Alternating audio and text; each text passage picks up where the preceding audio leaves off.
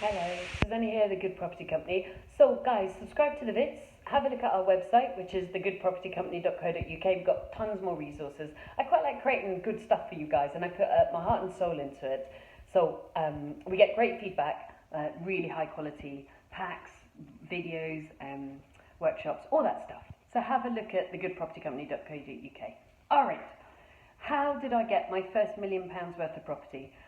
With hindsight, it seems quite easy. At the time, it felt very daunting.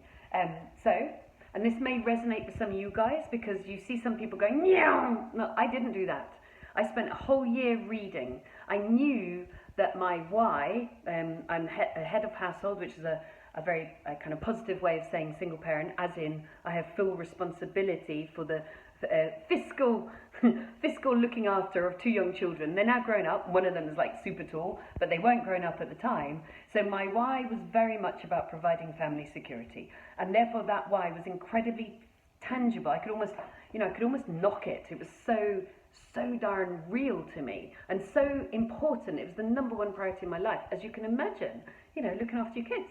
So I was very clear about what my why was, and therefore there was no negotiation that this was not going to happen, that I was going to provide security to my family. I was also quite interested in having a pension because I felt that we can't particularly trust people, trust corporations these days with pensions, and so my kind of secondary why was having a pension. But I think it's easier for a person if the why is about serving and supporting other people than giving to yourself sometimes. So that why to look after the kids was just so strong, it's unbelievable. I then pulled 60 grand out of my mortgage. I used to live in Scotland, or we used to live in Scotland, and we used to live in gorgeous old farmhouses. We did 3 of them. We used to buy really old, cold, windy, knackered farmhouses. I had 2 with streams going through them and 1 with a forest. I'm pretty dab hand with a chainsaw. I mean, do not, because I'm sure, the risks I took. But I did cut down some of that forest and chainsaw up, and we had a little business because we were so skint as a family. We had a little business on Sundays. It was fill up your boot with logs, and the kids were quite young then, and I would make cakes, and people would come and they'd fill up their boot with logs. I'd charge them 20 quid, so you can imagine people coming all day long. The kids would serve them a cup of tea, slice of cake, I'd get the 20 quid, and really that's how we were able to fund anything extracurricular on top of my day job, because the day job really was just about our living expenses as a family. So I renovated 3 farmhouses, and the second they were done, unfortunately for the children, I was like, right, we're moving. And then we'd move to another one. I'd go get my creativity out again, because the kids were asleep, you see, and what are you going to do? I'm not going to go out, so I might as well do some DIY. And you know that feeling where all the horrible peely wallpaper, the little spikes go down your nails? Ugh. Anyway, so did 3, and therefore was fortunate enough to kind of slowly work my way up the property ladder. And that was over a 10-year period. Moved down to Bristol, bought a really fab warehousey kind of house in an old converted maltings house, and was fortunate enough to be able to pull 60 grand out because I'd done those 3 farmhouses over 10 years, myself more or less, with employing a plumber and an electrician, doing it at night time when the kids were sleeping. I was really fortunate to pull 60 grand out. So, yes, she says, 6-month rule didn't exist, so I went and bought 2 houses in quick succession. One was a little 1-bed flat, 79,000, worth 120, about £7,000, I can't remember the exact figures, renovation. And that was from a housing association that was selling it.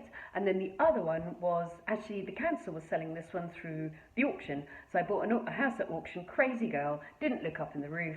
It was an aluminium roof. I was trying to buy it with a mortgage at auction, so it caused loads of stressful nights.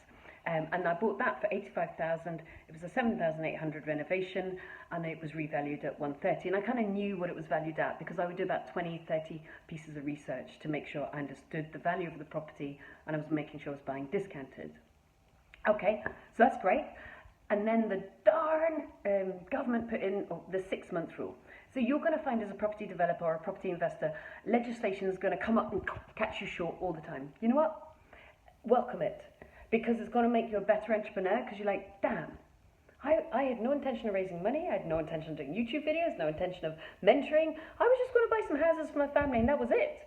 And then they threw the 6-month rule in, and I was like, well, excuse me, but that is not going to make me go fast enough, because I was like, I am nailing this. I am like a bat out of hell, and I'm going for this big time.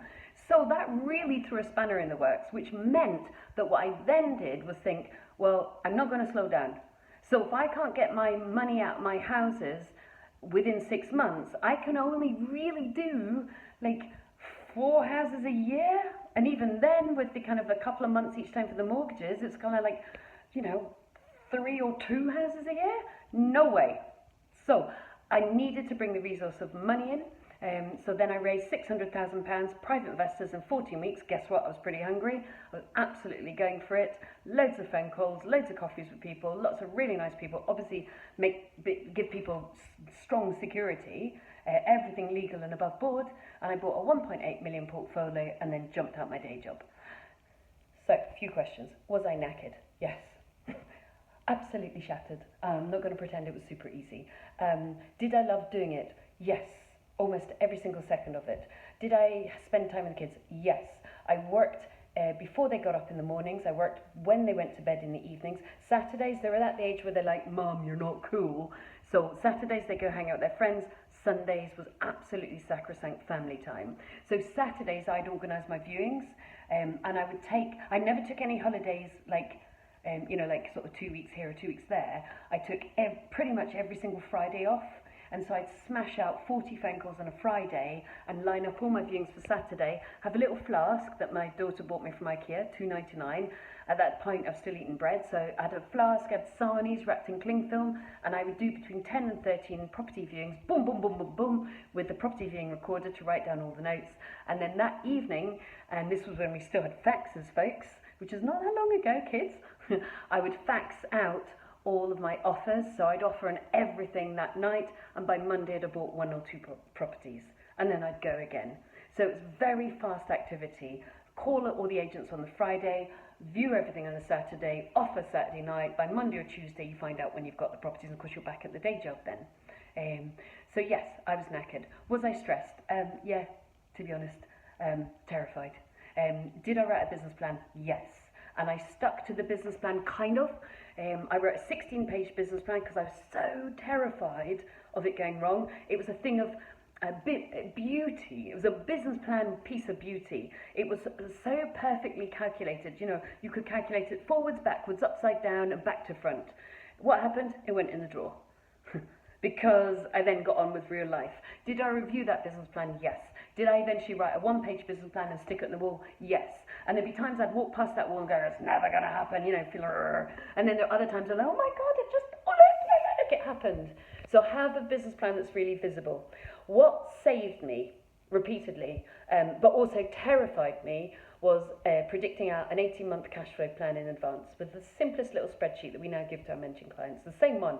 Did that make me terrified because I knew that in kind of 9 months' time I'd be 15 grand under and I didn't know how to fill that gap? Yes. But did that give me forward warning that could go wrong? Yes. And therefore I was able to kind of deal with it now through huge amounts of fear rather than dealing with it then. So, and also the final thing was, did I do stuff, did I try lots of new things? No. I was really good at sourcing deals. I was really good at raising private finance. I was really good at getting builders in, getting them in fast, and getting them out again, and getting a house turned around fast. And I was really good at getting tenants in fast. And I just did that again and again and again. Was I scared of doing HMOs? Yeah, terrified. I very rarely renege on a deal, and I reneged on my first HMO agreed because I was too scared. Oh, how cute. My 7th house was a shared house, and I really just stamped out that cookie cutter there and after, and almost every single one of my properties makes £1,000 a month net, which is not bad, is it?